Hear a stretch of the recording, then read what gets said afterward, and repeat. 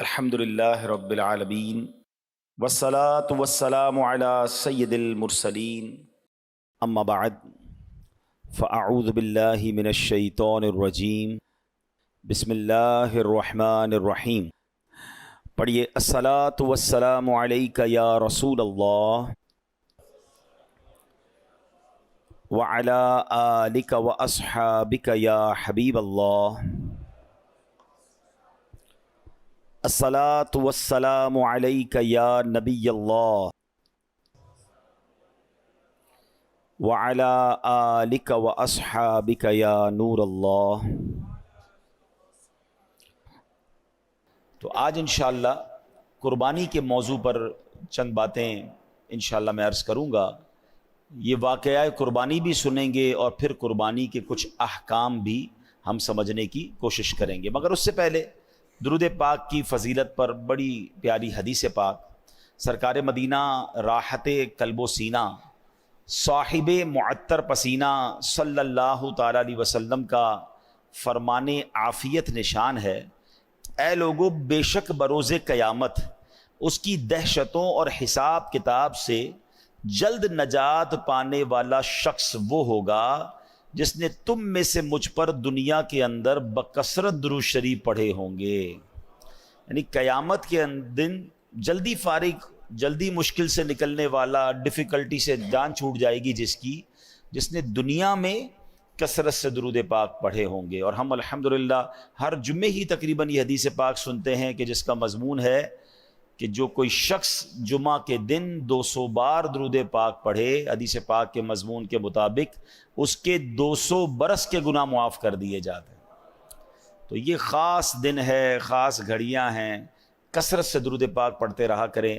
آئیے مل کر محبت کے ساتھ باآواز بلند درود پاک پڑھ لیں۔ صلو علی الحبیب صلی اللہ تعالی علی محمد صلی اللہ علیہ وسلم۔ آج سے 5000 سال کم و بیش، بلکہ اس سے بھی زیادہ سالوں پہلے 8 ذو الحجہ 7 اور 8 کی درمیانی رات تھی کہ اللہ کے خلیل حضرت ابراہیم علیہ نبینا علیہ الصلوۃ والسلام نے خواب دیکھا، اور خواب میں کوئی کہنے والا کہہ رہا تھا کہ اپنے بچے کو ذبح کرو۔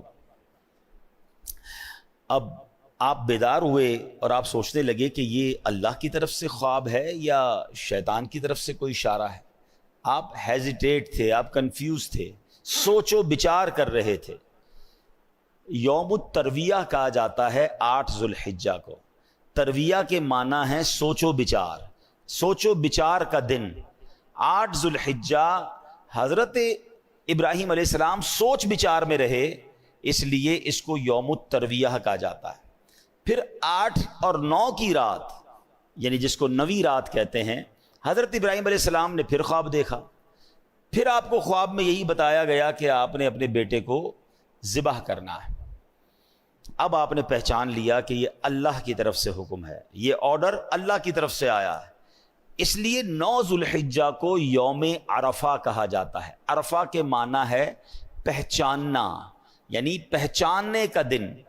لوگ حاجی 9 ذو الحجہ کو یوم عرفات میں جاتے ہیں، ہم یوم عرفہ کہتے ہیں۔ ایکچولی اس نام کی وجہ یہ ہے کہ حضرت ابراہیم علیہ السلام اس دن پہچان گئے کہ یہ اللہ کا حکم ہے۔ اور 10 ذو الحجہ کو یوم النحر کہا جاتا ہے، ذبح کا دن۔ تو یہ اس لیے کہا جاتا ہے کہ حضرت ابراہیم علیہ السلام نے اس دن حضرت اسماعیل علیہ السلام کو ذبح کرنے کا ارادہ کر لیا اور آپ چل پڑے ذبح کرنے کے لیے، اس لیے اس کو یوم النحر کہا جاتا ہے۔ ٹھیک ہے، پہلے یہ بات یاد رکھیے۔ اچھا، یہاں ایک میں شرعی مسئلہ بیان کر دوں کہ اگر آج کسی کو خواب میں کوئی ایسی بات آ جائے کہ اپنا بیٹا ذبح کر دیں یا فلاں چیز قربان کر دیں یا فلاں، یعنی یاد رکھیے ہم عام انسانوں کا خواب حجت اور دلیل نہیں ہوتی ہے۔ ہم میں سے کوئی بھی ایسا خواب دیکھ کر کوئی بھی ایسا کام کرے گا وہ گناہ گار ہوگا۔ انبیاء کے خواب وحی ہوتے ہیں۔ ہمیں خواب میں کچھ بھی دکھ جائے، کوئی بھی آ کر کہہ دے، اگر وہ حکم شریعت سے ٹکراتا ہے تو ہم خواب پر عمل نہیں کریں گے۔ ٹھیک ہے نا؟ مثال کے طور پہ کسی کو اس کی مرحوم والدہ خواب میں آ جائیں اور وہ خواب میں آ کر کہیں کہ بیٹا نماز پڑھو، تو اچھی بات ہے بھائی، نماز پڑھے، صدقہ و خیرات دو، اچھی بات ہے، خواب میں آیا چلے دے دیں۔ ماں خواب میں آ کر یہ بولے بیٹا نماز نہ پڑھو، تو اب خواب نہیں مانیں گے. ہو سکتا ہے میں نے دیکھا کچھ تھا, سمجھا کچھ تھا. خواب میں تو ویسے بھی بہت ساری چیزیں دیکھ رہے ہوتے ہیں جو ہمیں بعد میں اٹھ کے سمجھ ہی نہیں آ رہی تھی کیسے ہو سکتا ہے. تو آپ بات سمجھ رہے ہیں. تو اس واقعے کے بعد کوئی شیطان ہے نا, کسی کے دماغ میں یہ بات ڈال دے کہ جب حضرت ابراہیم کو خواب آیا تھا وہ بھی چلے بیٹا ذبح کرنے, ہم بھی چلتے ہیں. تو ایسا ہم انسانوں کے لیے, عام مسلمانوں کے لیے ایسا نہیں ہوتا. یہ بات سمجھ لیجئے گا. اچھا اب ذرا سمجھیے گا, یہ کوئی چھوٹی قربانی نہیں تھی اور یہ پہلی قربانی بھی نہیں تھی. حضرت ابراہیم علیہ السلام کی سیرت میں اتنی قربانیاں ہیں اور ایسی ایسی قربانیاں ہیں کہ عقلیں حیران ہو جاتی ہیں. سب سے پہلے یہ سمجھنا ہوگا کہ حضرت ابراہیم علیہ السلام کو حضرت اسماعیل علیہ السلام ملے کیسے. آپ کے بیٹے ہیں نا, آپ کو پتہ ہی کتنی ایج میں حضرت اسماعیل علیہ السلام پیدا ہوئے. حضرت ابراہیم علیہ السلام کی عمر ہو گئی تھی 99 سال. وہ 99 سال کی عمر تک دعائیں کرتے رہے, یا اللہ بیٹا دے دے, یا اللہ بیٹا دے دے. اور دعا کیا ہوتی تھی؟ اسمع یا ایل, اسمع یا ایل. اس کے معنی کیا ہے؟ عربی زبان کا لفظ ہے اسمع, تو معنی بنے اے اللہ سن لے. اسمع معنی سن لے, اور ایل کے معنی یہ عبرانی زبان کا لفظ ہے. اس کے معنی ہے پروردگار, خدا. یعنی اے میرے رب, اے میرے پروردگار میری دعا سن لے. یہ پکارا کرتے تھے. اور تمنا کیا تھی؟ کہ اللہ مجھے بیٹا دے دے. 99 ایئرز کی ایج میں جا کے بیٹا ملا. اب یہاں ایک بات سیکھنے والی ہے. حضرت ابراہیم کون ہیں؟ خلیل اللہ ہیں. خلیل کس کو کہتے ہیں؟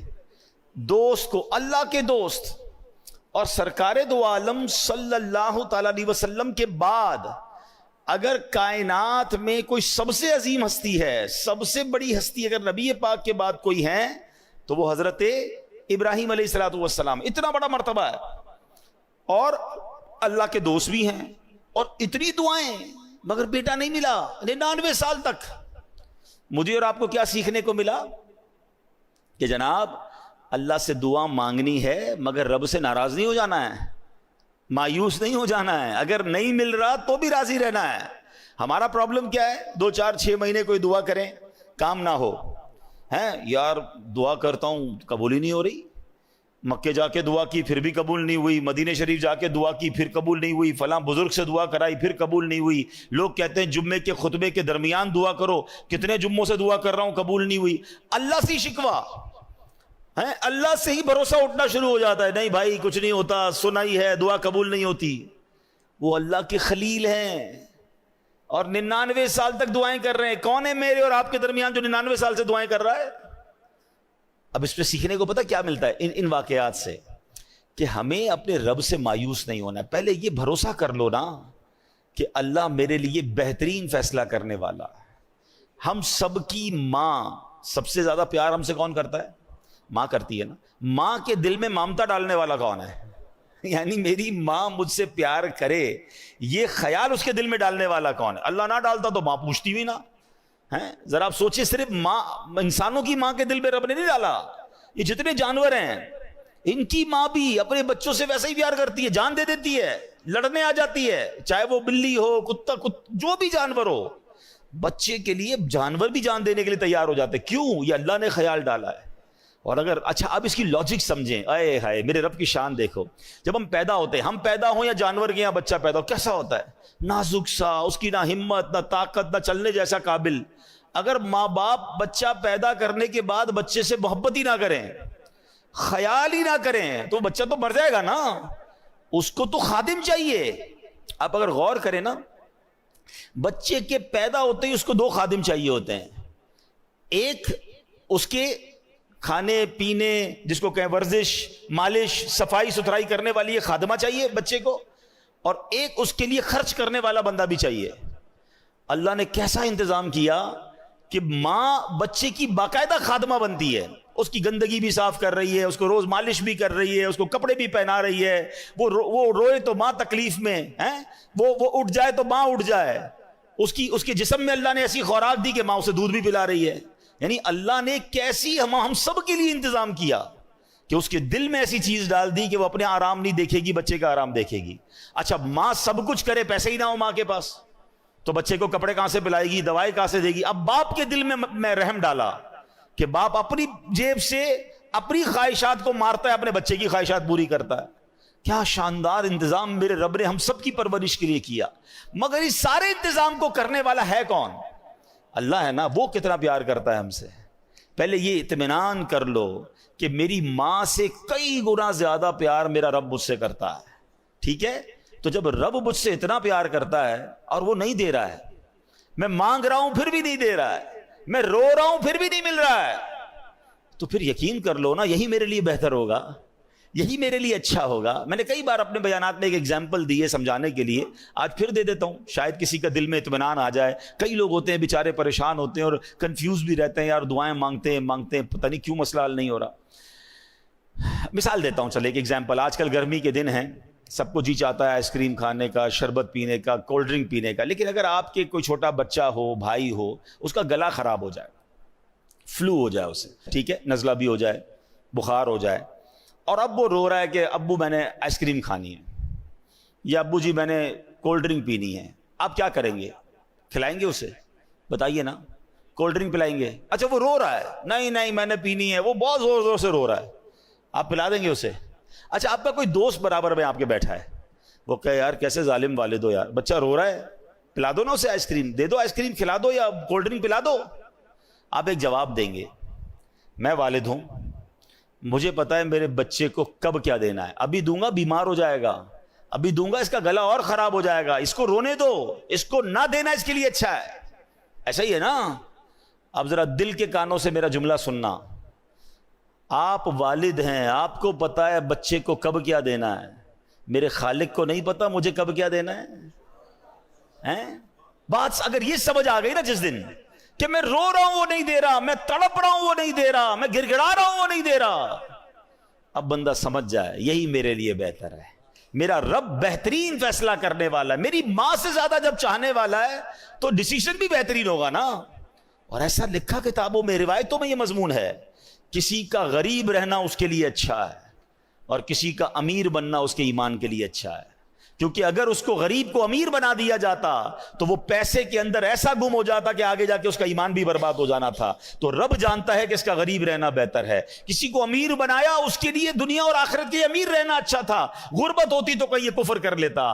تو ہمیں نہیں پتا ہوتا, یہ اللہ کی تقسیم ہے. کوئی صحت مند رہتا ہے, کوئی بیمار رہتا ہے, کوئی خوش رہتا ہے, کوئی پریشان رہتا ہے. ارے یہ رب کے فیصلے ہیں, وہ ہم سے بہتر جاننے والا ہے. اور بعض اوقات جب نہیں ملتا نا اور اس کے کچھ عرصے بعد ملتا ہے تو عقل حیران ہو جاتی ہے کہ واقعی کمال فیصلہ تھا, یہی میرے لیے بہتر تھا. بے اولاد روتے ہیں اولاد نہیں مل رہی ہیں, در در جاتے ہیں دعائیں کرتے, نہیں ملتی اولاد. کیا پتہ ایسی اولاد لکھی ہو اس کے نصیب میں کہ جو بڑے ہو کر ماں باپ کو مار کے گھر سے ہی نکالنا تھا. ہم نہیں سنتے بعض اوقات ماں باپ کہتے تو پیدا ہی نہ ہوتا تو اچھا تھا, اتنا بچہ تنگ کرتا ہے. تو یہ اللہ کے فیصلے ہیں. تو سبحان اللہ, حضرت ابراہیم 99 سال تک دعا کرتے رہے.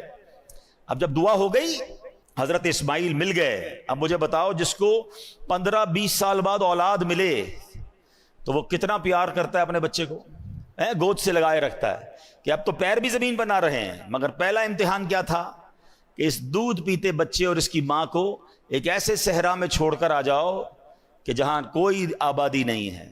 آپ امیجن کر سکتے ہیں کہ آپ اپنی زوجہ اور اپنے بچے کو کسی میدان میں, ریگستان میں چھوڑ کر آ جائیں, اور وہ بھی وہ بچہ جو اتنی دعاؤں کے بعد ملا ہو. مگر اللہ کا حکم تھا, آپ چھوڑ کر آ گئے. وہ واقعہ طویل ہے, پھر کسی دن اس کو ڈسکس کریں گے. آپ نے سنا ہوگا کہ کس طرح بی بی ہاجرہ جو ہے صفا مروہ کے درمیان دوڑی, کس طرح حضرت اسماعیل کے قدموں سے زمزم جاری ہوا, اور پھر کس طرح مکہ آباد ہوا. سبحان اللہ. مگر پہلے قربانی تو سوچو کیسی تھی کہ ماں ہے, بچہ ہے, تھوڑا سا پانی اور کھانا ہے اور وہ ختم ہو گیا, اور اب کچھ نہیں ہے مگر اللہ پر بھروسہ ہے. اس خاندان کی قربانیاں تو سوچو. پھر اللہ نے حضرت ابراہیم اور حضرت اسماعیل سے کعبے کی تعمیر کروائی. وہ مقام ابراہیم جس پر کھڑے ہو کر حضرت ابراہیم نے کعبے کی تعمیر کی. سبحان اللہ. یہ کیسا اللہ کے نبی کا معجزہ ہے کہ 5000 سال سے زیادہ عرصہ گزر چکا ہے. جو مکے گئے ہیں انہیں پتا ہے کہ آج بھی اپنی آنکھوں سے حضرت ابراہیم کے قدموں کے نشان ہم دیکھتے ہیں, اور وہ پتھر ویسے ہی سلامت ہے. دنیا میں کوئی پرانی سے پرانی عمارت 700 800 1000 سال کے بعد ختم ہو جاتی ہے, گر جاتی ہے, نام و نشان مٹ جاتا ہے. یہ 5000 سال سے زیادہ عرصہ ہو گیا ہے یہ پتھر کھلے آسمان تلے موجود رہا. علماء کہتے ہیں کہ ہزاروں بارشیں دیکھی, ہزاروں آندھیاں دیکھی, ہزاروں موسم کی تبدیلیاں دیکھی, مگر حضرت ابراہیم کے قدموں کے نشان ویسے کے ویسے موجود ہیں. اور قرآن میں رب نے فرمایا وَاتَّخِذُوا مِن مَقَامِ إِبْرَاهِيمَ مُصَلَّى, اور ابراہیم کے کھڑے ہونے کی جگہ کو اپنے لیے نماز کی جگہ بنا لو. اللہ اکبر. یہ مقام ہے حضرت ابراہیم, حضرت اسماعیل اور بی بی ہاجرہ رضی اللہ تعالی عنہا کا. لیکن ایک امتحان نہیں تھا. اب یہ والا امتحان جو میں نے آپ کو خواب سنایا کہ اپنے بیٹے کو ذبح کرو. اچھا, اب حضرت ابراہیم علیہ السلام نے اپنی زوجہ سے کہا کہ بیٹے کو تیار کر دو. حضرت اسماعیل کو تیار کیا, اور اب کمال یہ ہے کہ چلے قربان کرنے. جب قربان کرنے چلے تو شیطان کب یہ چاہتا کہ اتنی بڑی قربانی, اتنا بڑا جناب ثواب حضرت ابراہیم کما لیں گے. تو شیطان پہلے حضرت ابراہیم کے پاس آیا انسانی شکل میں. اے ابراہیم کہاں چلے ہیں؟ کہا بیٹے کو لے کے جا رہا ہوں. کہا مجھے پتا ہے آپ ذبح کرنے جا رہے ہیں. حضرت ابراہیم نے کہا کہ اب بیٹے کو باپ ذبح کرتا ہے؟ کہا مجھے پتا ہے آپ کو اللہ کا حکم ملا ہے. آپ نے فرمایا پھر اللہ کا حکم ہے تو میں اس پر راضی ہوں. شیطان مردود وہاں سے جا کر حضرت بی بی ہاجرہ کے پاس جاتا ہے. اب ماں کتنا پیار کرتی ہے بچے سے, وہ بھی بچہ وہ جو اتنی دعاؤں کے بعد ملا ہو. آپ کو پتا ہے حضرت اسماعیل کی عمر کتنی تھی اس وقت؟ ایک روایت کے مطابق 7 سال اور ایک روایت کے مطابق 13 سال. کیا عمر ہوتی ہے یہ؟ حضرت ہاجرہ کے پاس جا کر کہتا ہے اے ہاجرہ تمہیں پتا ہے تمہارے شوہر بیٹے کو کہاں لے جا رہے ہیں؟ تو کہاں لے جا رہے ہیں؟ کہا ذبح کرنے لے جا رہے ہیں. کہا کیا باپ بیٹے کو ذبح کرتا ہے؟ کہاں اس لیے ذبح کر رہے ہیں کہ اللہ کا حکم ہے. بی بی ہاجرہ کہتی ہے اگر میرے رب کا حکم ہے تو پھر ہم راضی ہیں. کیا گھرانہ ہے یہ. اب حضرت اسماعیل کے پاس چلا گیا شیطان, چھوٹی عمر ہے. کیا ہے بیٹے تمہیں پتا ہے تمہارے والد کہاں لے جا رہے ہیں؟ کہاں لے جا رہے ہیں؟ میرے والد تو کہیں مجھے کسی سے ملانے لے جا رہے ہیں, تیار کروایا تھا نا. کہا نہیں تمہیں ذبح کرنے لے جا رہے ہیں. کہتے ہیں کیا باپ بیٹے کو ذبح کرتا ہے؟ کہاں اس لیے ذبح کر رہے ہیں کہ اللہ کا حکم ہے. حضرت اسماعیل کہتے ہیں رب کا حکم ہے تو پھر میں بھی راضی ہوں. یہ لوگ تھے. ہاں, اب کمال یہ ہے کہ اب حضرت ابراہیم علیہ السلام کو جب وہ سامنے آیا نا شیطان, تو فرشتوں نے کہا اس کو کنکر مارے ہیں. آپ نے ایک بار کنکر مارے, تھوڑا آگے گئے فرشتے نے کہا پھر کنکر مارے, آپ نے پھر پتھر مارے, پھر آگے گئے پھر کنکر مارے. یہ جو آج حاجی جمرات کی رمی کرتے ہیں شیطان کو کنکر مارتے ہیں, اللہ نے حضرت ابراہیم خلیل اللہ اپنے خلیل کی وہ ادا ایسے باقی رکھی ہے کہ جب تک شیطان کو کنکر نہیں ماریں گے حاجیوں کا واجب ادا نہیں ہوگا. اللہ اکبر. پتا چلا کہ رب نے اپنے پیارے کی ادا کو کیسے باقی رکھا ہے. اچھا, اب جناب کیا ہوا؟ حضرت ابراہیم علیہ السلام نے تو ایک اور کمال یہ کیا کہ اپنے بیٹے سے پھر مشورہ بھی کر لیا. اور یہ جو کانورزیشن ہے, یہ جو بات چیت ہے باپ بیٹے میں, اللہ نے اس کو قرآن میں ذکر کیا ہے. حضرت ابراہیم علیہ السلام اپنے بیٹے سے پوچھتے ہیں یا بنیا انی ارا فی المنام انی اذبحک فانظر ماذا ترا. وہ کہتے ہیں کہ اے میرے بیٹے میں نے خواب دیکھا کہ میں تجھے ذبح کرتا ہوں, اب تو دیکھ تیری کیا رائے ہے. ہیں بیٹا تو بتا تیری کیا رائے ہے. پوچھ لیا آپ نے ڈائریکٹ. اب حضرت اسماعیل کا ذرا جواب سنیں, کیسا بیٹا ہے یہ, کیسی تربیت ہے. حضرت اسماعیل کہتے ہیں یا ابت افعل ما تؤمر, اے میرے والد کیجئے جس کا آپ کو حکم ہے. خدا نے چاہا تو قریب ہے آپ مجھے صابر یعنی صبر کرنے والا پائیں گے. اللہ اکبر. اب حضرت اسماعیل نے بڑی انوکھی بات کی حضرت ابراہیم سے. کہتے ہیں بابا جان ایک کام کیجئے گا, ذرا چھری کو تیز کر دیجئے گا تاکہ مجھے ذبح ہوتے ہوئے تکلیف کم ہو. مجھے اچھی طرح رسیوں سے باندھ دیجئے گا تاکہ میں زیادہ ہلوں تو میرے خون کے چھینٹے کہیں آپ کے کپڑوں پر نہ پڑ جائیں. اے بابا جان مجھے سیدھا نہیں, مجھے الٹا چہرے کے بر لٹا دیجئے گا, پیشانی کے بل لٹائیے گا کیونکہ میرا چہرہ آپ کو دیکھنا نہ پڑے. اور جب مجھے ذبح کر لیں تو میرا یہ جو لباس ہے نا یہ میری ماں بی بی ہاجرہ کو دے دیجئے گا تاکہ ان کو کچھ تسلی ہو جائے. آپ سوچ سکتے ہیں یہ باپ بیٹے کی کانورسیشن, یہ کیسی قربانی تھی.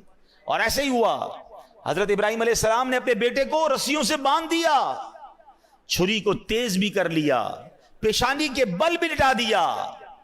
اور سبحان اللہ, آپ کے لیے جو حکم تھا, آپ کا جو کام تھا, جو بندگی تھی آپ نے کر دی. وہ تو کر چکے جو کرنی بشر کی ہے, آپ نے چھری کو پھرا دیا. مگر سبحان اللہ میرا رب چاہے تو چھری بھی کام نہ کرے نا, چھری نے کاٹا نہیں. یہاں یہ بات بھی سمجھنی ہے. حضرت ابراہیمی کے 2 واقعات ہیں جو پھر ہمیں توکل سکھاتے ہیں. آپ وہ واقعہ پھر کبھی ڈسکس کریں گے, لیکن ماشاءاللہ آپ نے سنا ہوگا کہ حضرت ابراہیم علیہ السلام کو نمرود نے ایک آگ لگائی تھی جس میں ڈالا گیا تھا. آگ کا کام کیا ہے بتاؤ نا, جلانا ہے نا. آگ نے جلایا نہیں نا. کیا ہوا, اتنی بڑی آگ تھی, آپ کو تھرو کر دیا گیا آگ میں, اور 1-2 منٹ نہیں, آپ ایک روایت کے مطابق 7 دن اور ایک روایت کے مطابق 40 دن اس آگ میں رہے, مگر آپ کا بال بھی بیکا نہیں ہوا. تو پتہ کیا چلا کہ آگ کا کام جلانا ہے, مگر رب چاہے تو آگ نہیں جلائے گی. چھری کا کام کاٹنا ہے, مگر میرا رب چاہے تو پھرا دے کوئی چھری, مگر چھری نے کاٹنا نہیں ہے. تو پتہ یہ چلا کہ اگر آج بھی, اب یہ ہمارے لیے پھر پیغام ہے, ہم بہت ساری چیزیں کیلکولیٹر سے چل رہے ہوتے ہیں, بہت ساری چیزیں کیلکولیشن سے چل رہے ہوتے ہیں کہ یار یہ ہوگا تو پھر یہ ہو جائے گا, یوں کروں گا تو یہ ہو جائے گا, اتنی بڑی مشکل میں ہوں, یار کیلکولیشن بتاتی ہے یہ مشکل نہیں ختم ہوگی, میں یہ قرضے سے نہیں نکل سکوں گا, میں اس پرابلم سے نہیں نکل سکوں گا, ڈاکٹر کہتے ہیں بیماری ایسی ہے کہ بندہ نہیں بچے گا. ہم مایوس ہو جاتے ہیں, ہم اللہ کی رحمت سے مایوس ہو جاتے ہیں. ارے میری ایک بات تو سمجھ لو, مشکل کتنی ہی بڑی کیوں نہ ہو, میرے اور آپ کے لیے بڑی ہے, میرے رب کے لیے بڑی نہیں ہے. ان اللہ علی کل شیء قدیر. وہ چاہے تو آگ کو باغ بنا سکتا ہے, وہ چاہے تو چھری گلے پہ پھرا دی جائے, کاٹتی نہیں ہے. ارے میرا رب چاہے تو اندھیرے کنویں سے نکال کر حضرت یوسف کو مصر کا بادشاہ بنا سکتا ہے. ختم ہو گئی تھی نا لائف, بھائیوں نے باندھ کر کنویں میں ڈال دیا تھا, اب اور کیا بچتا ہے, مگر اللہ نے صرف کنویں سے نہیں نکالا, مصر کا بادشاہ بنایا. حضرت میرا رب چاہے دریائے نیل حضرت موسیٰ اور ان کے ساتھیوں کے لیے راستے نکالتا ہے, اور اسی دریائے نیل میں پیچھے آنے والے فرعونیوں کو غرق بھی کر دیتا ہے. تو اللہ پر بھروسہ رکھو نا. ہم کیوں بھروسہ توڑ دیتے ہیں, ہم کیوں مایوس ہو جاتے ہیں, لوگ خودکشی کی باتیں کرنے لگ جاتے ہیں, لوگ ڈپریشن کی طرف چلے جاتے ہیں کہ نہیں ہو سکتا. ارے حضرت آپ کو نہیں پتا پرابلم بہت بڑا ہے, یقیناً تمہارا پرابلم کتنا ہی بڑا کیوں نہ ہو, میرے رب کی قدرت اس سے بڑی ہے, میرے رب کی نگاہ رحمت پڑنی ہے, تمہارے مسائل حل ہو سکتے ہیں. بس اصل بھروسہ چاہیے. علامہ اقبال شاعر مشرق نے کہا نا کہ اگر آج بھی ہو ابراہیم سا ایمان پیدا, there is only one condition, ایمان وہ والا چاہیے. اگر آج بھی ہو ابراہیم سا ایمان پیدا, آگ کر سکتی ہے انداز گلستان پیدا. اب کیا ہوا, چھری پھرا دی, چھری نے کاٹا نہیں, اور اب اللہ نے حکم دیا حضرت جبریل امین کو, اے جبریل جاؤ اور جنتی مینڈھا لے کر جاؤ. اور حضرت جبریل جنت سے مینڈھا لے کر آئے, اور جب لے کر آئے نا تو حضرت جبریل کی آواز کیا تھی, اللہ اکبر اللہ اکبر. حضرت ابراہیم اپنے بیٹے کے اوپر جھکے ہوئے ہیں, چھری ہاتھ میں ہے, آسمان کی طرف نظر کی تو دیکھا کہ جبریل آسمان سے آ رہے ہیں. آپ سمجھ گئے کہ میرے امتحان کا وقت ختم ہو گیا. آپ نے کیا کہا, لا الہ الا اللہ واللہ اکبر. حضرت اسماعیل جو نیچے لیٹے ہوئے تھے وہ بھی سمجھ گئے, جب تکبیر کی آوازیں سنی تو سمجھ گئے کہ امتحان پورا ہو گیا. کہتے ہیں اللہ اکبر وللہ الحمد.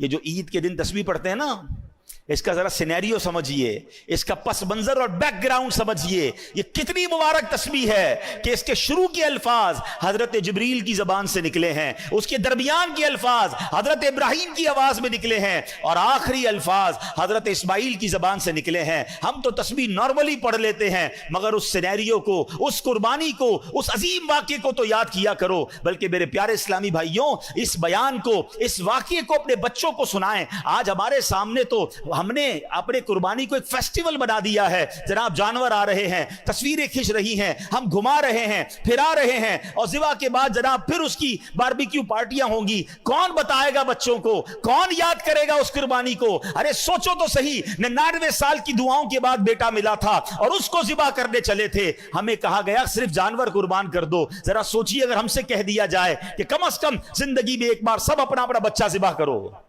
ہم کرتے, ہم کر پاتے ہیں؟ یا نماز کے لیے ٹائم نہیں ہے لوگوں کے پاس, فرض حج ہو جاتا ہے تو حج کرنے نہیں جاتے, کون قربانی دیتا؟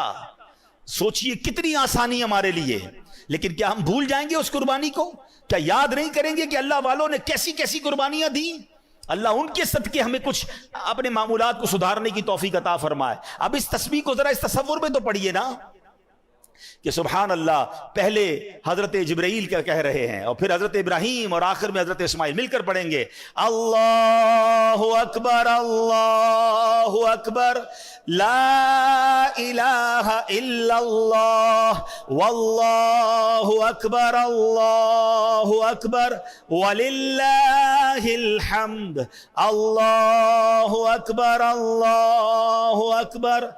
لا الہ الا اللہ واللہ اکبر وللہ الحمد اللہ اکبر لا الہ الا اللہ واللہ اکبر وللہ. چلے اس تسبیح کا طریقہ بھی سمجھ لیں کہ عید الاضحیٰ کے لیے جب آپ چلیں گے تو آپ نے اس کو بلند آواز سے پڑھنا ہے. جب گھر سے نکلے نماز عید کے لیے تو بقرہ عید میں بلند آواز سے پڑھیں اور عید الفطر میں اس کو پست آواز سے پڑھنا ہوتا ہے. عید کی نماز کے لیے آنے کا ایک اور سنت طریقہ یہ ہے کہ عید کی نماز کے لیے ایک راستے سے آئیں اور دوسرے راستے سے آپ نے واپس جانا ہے.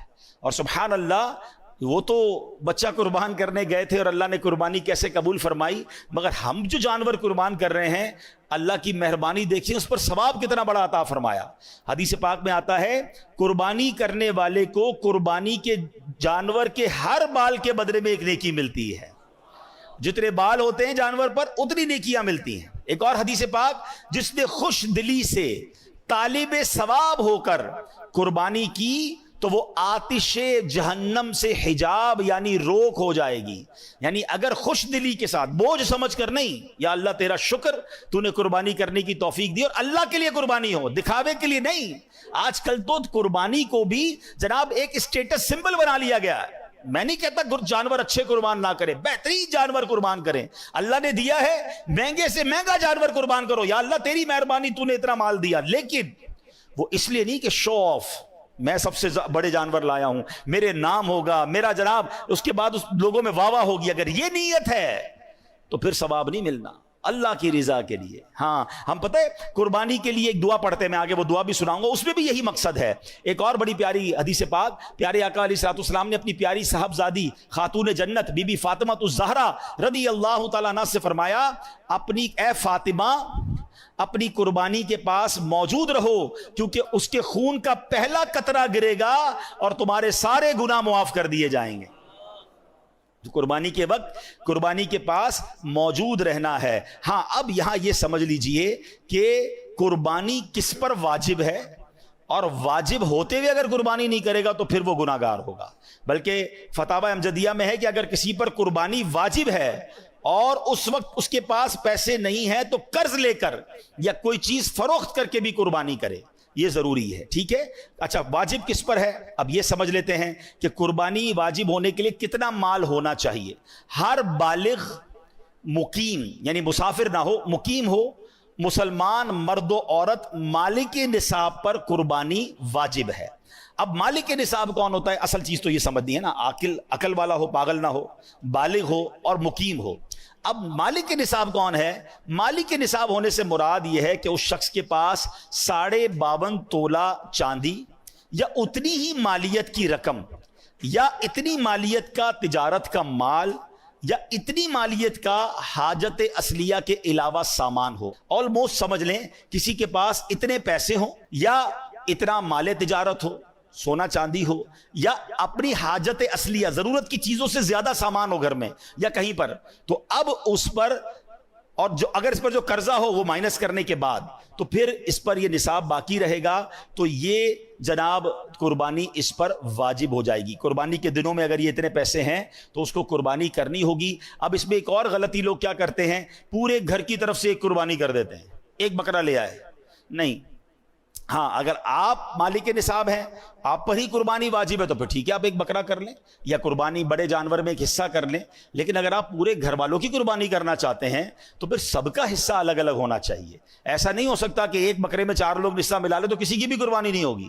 یاد رکھیے گا ٹھیک ہے, بڑے جانور میں 7 حصے ہوتے ہیں, بلکہ یہاں تو میں مشورہ دوں گا جن کو اللہ نے نوازا ہے وہ اپنی, اپنے گھر والوں کی, اپنے بچوں کی بھی قربانی کریں. نابالغ بچوں کی قربانی واجب نہیں ہے, مگر اللہ نے دیا ہے تو کرنی چاہیے ہیں. ہاں, بالغ افراد کی قربانی کریں گے, آپ اپنی زوجہ کی کر رہے ہیں, اپنے بالغ بچوں کی کر رہے ہیں, بھائی بہنوں کی کر رہے ہیں, والدین کی کر رہے ہیں, تو ان سے اجازت لینی ضروری ہوگی ہیں کہ بھائی آپ کی قربانی میں کر رہا ہوں. اجازت لیں گے تو پھر ان کی قربانی ہو جائے گی. یا پھر انڈرسٹوڈ ہے ان کو کہ بھائی ہر بار آپ ہی کرتے ہیں, ان کو سب کو پتا ہے ہماری قربانی بھائی یا ابو کرتے ہیں, تو پھر بھی انڈرسٹوڈ ہے تو ٹھیک ہے. اچھا, اسی طرح ایک اور قربانی میں ہم نے بات ذہن میں رکھنی ہے کہ قربانی میں اگر کوئی عقیقے کا حصہ بھی ملانا چاہتا ہے, وہ سمجھتا ہے کہ میرے پاس ایک حصہ ایکسٹرا ہے, اگر کسی کا عقیقہ باقی ہے تو وہ بھی کیا جا سکتا ہے. قربانی میں مشورہ یہ دوں گا کہ اگر جس کو اللہ نے وسعت دی ہے تو سرکار دو عالم صلی اللہ تعالی علیہ وسلم کے ایصال ثواب کے لیے بھی قربانی کرے. آپ کو پتہ ہے مینا میں ہمارے آقا مدینے والے مصطفیٰ صلی اللہ علیہ وسلم جب حج فرمایا تھا تو اپنی امت کی طرف سے قربانی کی تھی.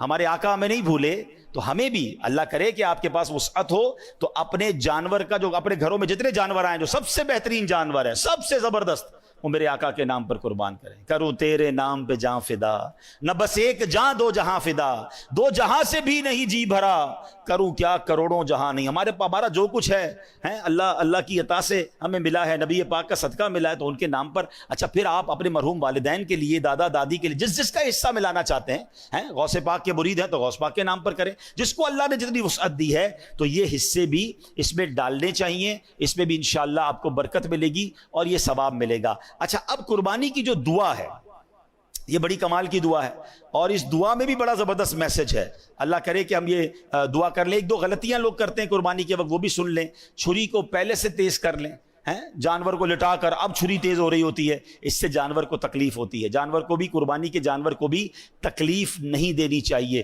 لوگ پہلے جانور گرا دیتے ہیں اور پھر گھسیٹ کر قبلہ رخ کرتے ہیں, یہ بھی اسے تکلیف دینا ہے, بلکہ اس کو پہلے سے ہی قبلہ رخ معلوم کر کے اسی رخ پہ گرایا جائے تاکہ اب اس کو گھسیٹا نہ جائے. اچھا, اب جناب جو دعا ہے, کیا خوبصورت دعا ہے.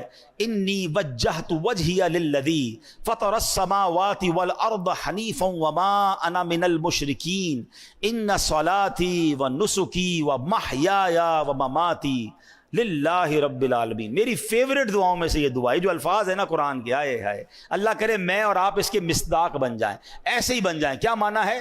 ان صلاتی, بے شک میری نماز, و نسکی, کیا فرمایا کہ میری نماز, اور پھر فرمایا میری قربانیاں, و محیایا و مماتی, میری زندگی اور میری موت, للہ رب العالمین, سب اللہ کے لیے.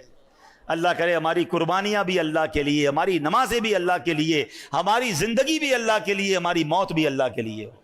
پرابلم یہ کہ قربانی کرتے ہیں مگر اللہ کے لیے نہیں ہو رہی ہوتی, اس میں نیتیں اور شامل ہو جاتی ہیں. نہیں, دکھاوا نہیں, لوگوں کی واہ واہ نہیں, مجھے اللہ کو راضی کرنا ہے. اور یہ قربانی کرتے وقت دعا بھی پڑھیں اور دل میں یہ کیفیت بھی پیدا کرے کہ اللہ اپنی مہربانی سے میری قربانی جو ہے وہ قبول فرما لے. تو بہرحال جانوروں پر رحم کیجئے گا, اس کو تماشا نہ بنائیں, اس کو جس کو کہتے ہیں نا کہ جانور کو تکلیف پہنچا رہے ہوتے ہیں, یہ بالکل نہیں کرنا چاہیے. سرکار دو عالم علیہ الصلوۃ والسلام نے ایک شخص کو دیکھا کہ وہ بکری کی گردن پر پاؤں رکھ کر چھری تیز کر رہا ہے اور بکری اس کی طرف دیکھ رہی ہے. تو نبی پاک علیہ الصلوۃ والسلام نے فرمایا, کیا تم پہلے ایسا نہیں کر سکتے تھے؟ کیا تم اسے کئی موتیں مارنا چاہتے ہو؟ اسے لٹانے سے پہلے اپنی چھری تیز کیوں نہ کر لی؟ یعنی اس قدر نبی پاک علیہ الصلوۃ والسلام جانوروں کے حقوق بھی بیان کر رہے ہیں. اچھا, بعض اوقات یہ جو قصاب بھائی ہوتے ہیں یہ غلطی کیا کرتے ہیں کہ جانور کو ذبح کیا, ابھی وہ تڑپ رہا ہے اور اس کی کھال اتارنا شروع کر دیتے ہیں. بالکل ان کو ہاتھ نہ لگانے دیں, کہ پہلے اس کی روح پوری نکلنے دیں, اس کو ٹھنڈا ہو لینے دیں, پھر کسی طرح کا بھی کوئی کام شروع کریں. ان کو جلدی ہوتی ہے,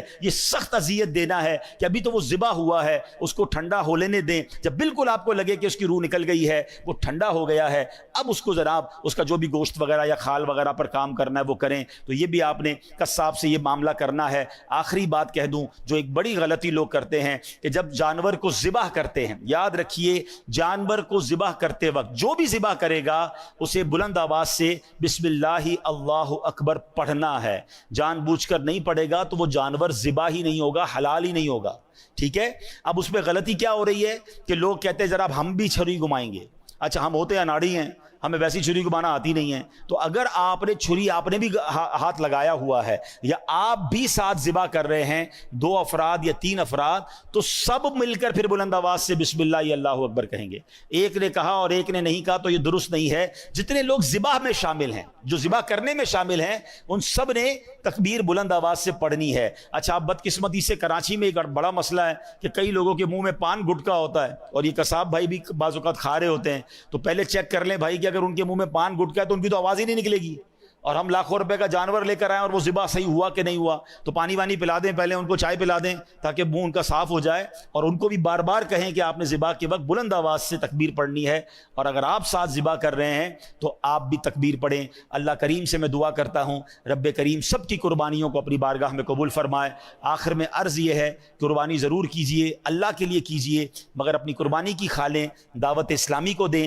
دعوت اسلامی جو دنیا بھر میں دین متین کی خدمت کر رہی ہے, لاکھوں لاکھ حافظ اور علماء بنا رہی ہے, تو اس بار اپنی قربانی کی کھالیں, دعوت اسلامی کو دیں. ایک آخری بات اور کر لیتا ہوں کہ دیکھیں, لاکھوں روپے کی قربانی کرتے ہیں تو چند 100 روپے خرچ کر کے, 1-2 ہزار روپے خرچ کر کے اس کی صفائی بھی کروا لیں. ہیں, لاکھوں روپے کا جانور ذبح کیا, روڈ پہ اپنا گوشت اندر لے گئے, سارا خون اور ساری جو علائش گندگی ہیں وہ لوگ روڈ پہ چھوڑ جاتے ہیں, اور جناب اس سے بیکٹیریا پھیلتے ہیں, اس سے جراثیم پھیلتے ہیں, اس سے تعفن ہوتا ہے. اتنی خوبصورت سنت ابراہیمی ہے, مگر 1-2 دن بعد گلیوں سے بدبو آ رہی ہوتی ہے. تو یہ کتنی عجیب بات ہے, جب آپ لاکھوں روپے جانور پر اور ہزاروں روپے کسائی کو دے سکتے ہیں, تو بھائی صفائی کرنے والے کو بھی 1000 روپے دے دیں کہ بھائی یہ پوری روڈ یا پورا علاقہ اچھے طریقے سے صاف کر دو. یہ میرا وطن ہے, یہ آپ کا وطن ہے, یہ سڑکیں بھی ہماری ہیں, یہ محلے بھی ہمارے ہیں. تو پلیز ایسا نہ کریں. اس بار اپنی قربانی ضرور کیجئے. تو جہاں جہاں پاکستان میں آپ قربانی یا دنیا میں کریں, جانور ذبح کرنے کے بعد اس کی بقیہ علائشوں کی صفائی کی ذمہ داری بھی ہماری ہے. ہم حکومت کو برا بھلا کہتے ہیں, جناب ان کی گاڑیاں نہیں آئیں, وہ کیا کریں گے, کتنی جگہوں پر جائیں گے. ہم خود اپنا خیال رکھیں نا, اپنا گھر صاف کر لیا, روڈ خراب کر دی, تو روڈ کو بھی صاف کریں, تو انشاءاللہ اس کا بھی اجر ملے گا. اللہ پاک عمل کرنے کی توفیق عطا فرمائے. صلو علی الحبیب.